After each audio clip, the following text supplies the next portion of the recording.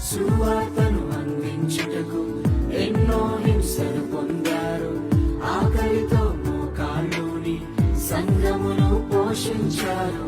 మాకు మాదిరి చూపించుటకు క్రీస్తును